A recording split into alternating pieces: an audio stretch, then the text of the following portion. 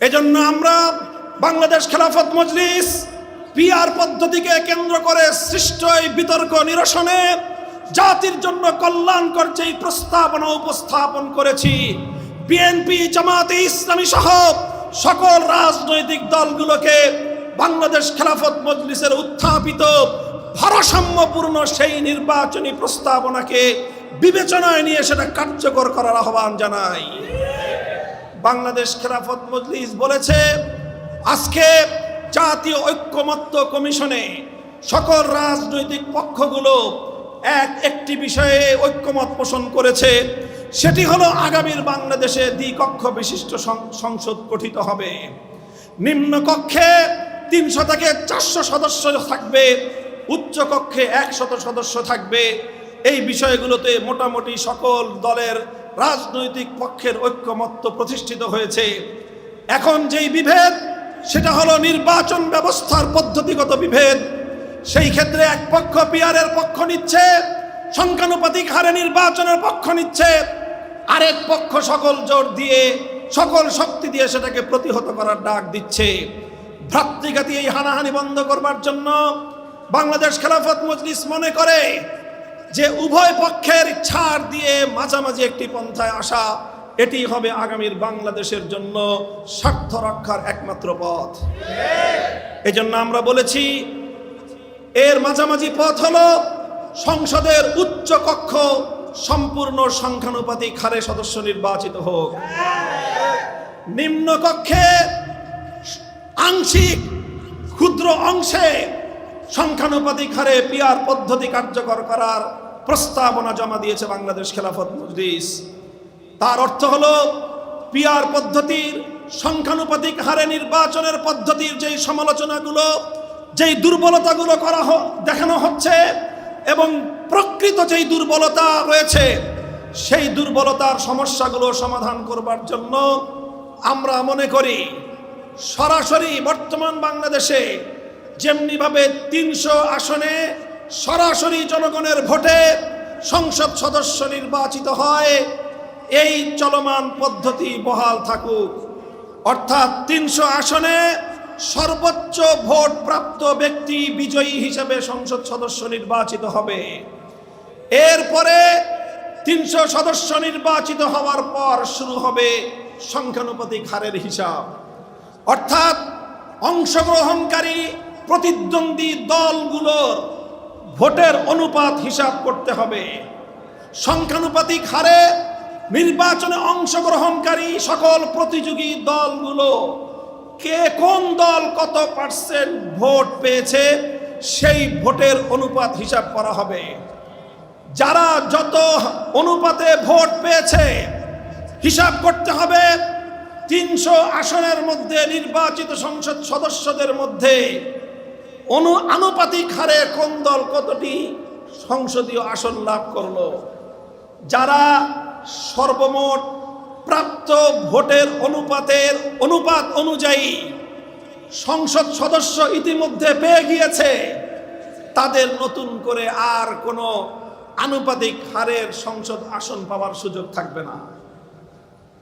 আর যারা তাদের প্রাপ্ত ভোটের অনুপাতে সমপরিমাণ সংসদ সদস্য নির্বাচিত সংসদ সদস্য পায়নি, তাদের সেই পরিমাণ প্রাপ্ত ভোটের অনুপাতে সংরক্ষিত আসনে সংসদ সদস্য পদ দিতে হবে। আমি একটি দৃষ্টান্তের মাধ্যমে আমি বিষয়টিকে আরো ক্লিয়ার এবং স্পষ্ট ভাষায় ব্যাখ্যা করছি। ধরে নিন 300 আসনে নির্বাচন হলো, একটি দল 300 আসনের মধ্যে 150টি অর্থাৎ 50% তারা সংসদ সদস্য আসনে বিজয়ী হলো। তাহলে তাদের সংসদ সদস্য হলো কতজন? 150 জন, অর্থাৎ 50%। এখন দেখতে হবে তাদের প্রাপ্ত ভোটের অনুপাত কত।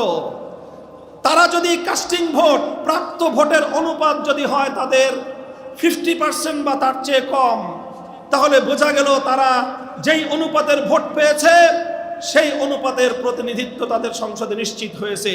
সুতরাং তাদের জন্য আর নতুন কোনো আসন এবং প্রতিনিধিত্বের প্রয়োজন নেই। কিন্তু যেই সকল দলগুলো তারা কেউ ভোট পেয়েছে পার্সেন্টেজ, একটা বিশেষ পার্সেন্টের ভোট তারা পেয়েছে, কেউ 20%, কেউ 25% ভোট পেয়েছে, কিন্তু সংসদে 300 আসনের মধ্যে 20% অথবা 25% সংসদ সদস্য পদ তারা পায়নি। তাহলে বোঝা গেল সারা দেশে তাদের প্রাপ্ত ভোটের অনুপাতে সংসদ সদস্যের বা সংসদের প্রতিনিধিত্ব তাদের হয়নি। সুতরাং যেই পরিমাণ সংসদের অনুপাত, এই প্রতিনিধিত্ব তাদের অবশিষ্ট রয়েছে, সেই অবশিষ্ট সংসদের প্রতিনিধিত্ব তাদেরকে সংরক্ষিত আসন থেকে প্রদান করার মাধ্যমে তাদের প্রাপ্ত ভোটের প্রতিনিধিত্ব তাদেরকে প্রদান করতে হবে।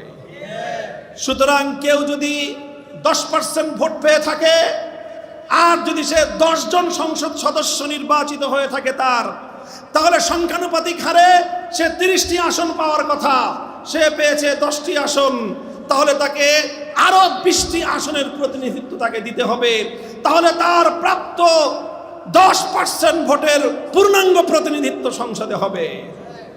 আর কেউ যদি 30% ভোট পেয়ে থাকে, তাহলে তার সংসদে প্রতিনিধিত্ব থাকার কথা 90টি।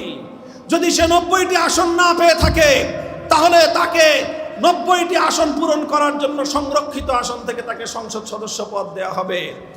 এইভাবে বাংলাদেশে বর্তমানে চলমান নির্বাচন ব্যবস্থায় যে একটি ভয়ঙ্কর শুভঙ্করের ফাঁক রয়েছে। আপনারা বলবেন ভয়ঙ্কর শুভঙ্করের ফাঁক কি? আমি আজকের অডিয়েন্সকে লক্ষ্য করে বর্তমান চলমান নির্বাচন ব্যবস্থার সেই ভয়ঙ্কর শুভঙ্করের ফাঁকটি আমি আপনাদেরকে দেখিয়ে দিচ্ছি। বর্তমান এই চলমান নির্বাচন ব্যবস্থায় অধিকাংশ ভোটারদের, যারা ভোটাধিকার প্রয়োগ করে, তাদের অধিকাংশ ভোটারদের প্রতিনিধিত্ব সংসদে হয় না। দেখা যায় যারা সরকার গঠন করে, অতীতের ফেয়ার ইলেকশনগুলোকে যদি আমরা বিবেচনায় আনি, 2001 সাল এবং 2008 সালের নির্বাচনে দেখা গেল একটি দল 230 আসন অথবা 260 আসন লাভ করলো, অথচ তারা ভোট পেয়েছিল আনুপাতিক হারে 30 থেকে 35% ভোট। 35%-এর ভোট পেয়ে তারা প্রায় 90% সিট দখল করে নিয়ে রাষ্ট্র পরিচালনা করলো, ফ্যাসিবাদকে জন্ম দিল। আর বাংলাদেশের 60 থেকে 65% মানুষ যারা ভোটাধিকার প্রয়োগ করলো, তাদের সেই ভোটাধিকারের কোনো প্রতিনিধিত্ব জাতীয় সংসদে থাকলো না।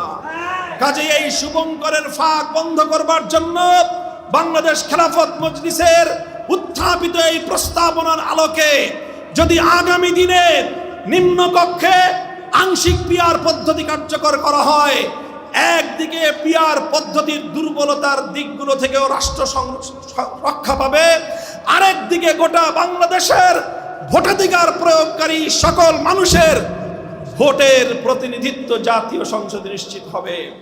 সংগ্রামী সাথী ও বন্ধুগণ, বাংলাদেশ খেলাফত মজলিস মনে করে বিবাদমান পক্ষগুলো একটু একটু ছাড় দিয়ে এই ফর্মুলায় যদি তারা চলে আসে, এই ফর্মুলা যদি তারা গ্রহণ করে, চলমান নির্বাচনকে কেন্দ্র করে বাংলাদেশ যুদ্ধাঙ্গী অবস্থার অবসান ঘটতে পারে।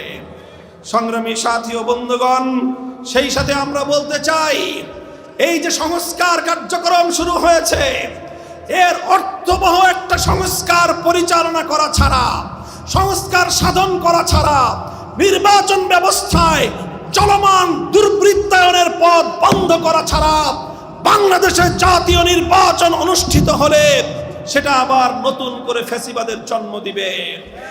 এজন্য আমরা নির্বাচন ব্যবস্থার আমূল সংস্কারের দাবি তুলেছি। সেই সঙ্গে আমরা সংবিধানে বাংলাদেশের সৃষ্টির পর থেকে আজ পর্যন্ত এবং বাংলাদেশের সৃষ্টির পেছনের প্রেক্ষাপটকে বিবেচনা করে সংবিধানের মূল নীতিগুলোকে পুনর্বিন্যাস করবার আহ্বান জানিয়েছি। সেই জায়গায় আমরা পরিষ্কার বলেছি, আল্লাহর উপর অবিচল আস্থা এবং বিশ্বাস আবার সংবিধানে ফিরিয়ে আনতে হবে। ধর্মনিরপেক্ষতা নামক ভারতীয় পচামাল আবার ভারতকে ফেরত দিতে হবে। 1972 সালে তৎকালীন ভারতের প্রধানমন্ত্রী শ্রীমতী ইন্দিরা গান্ধীর প্রেসক্রিপশন অনুযায়ী শেখ মুজিবুর রহমান সাহেব বাংলাদেশের সংবিধানের মৌল 4 নীতির মধ্যে ভারতীয় নীতিগুলোকে প্রতিস্থাপনের মধ্য দিয়ে বাংলাদেশের স্বাধীনতাকে ভারত মাতার চরণতলে তিনি বলি দিয়েছিলেন। তার খেসারত আজও পর্যন্ত বাংলাদেশের মানুষকে গুনতে হচ্ছে। 24-এর বিপ্লবের পর বাংলাদেশ আর কোনোদিন ভারতীয় আধিপত্যবাদ মেনে নেবে না। ভারতীয় গোলামীর জিঞ্জির আর কোনোদিন এদেশের মানুষের গলায় পড়তে দেওয়া হবে না।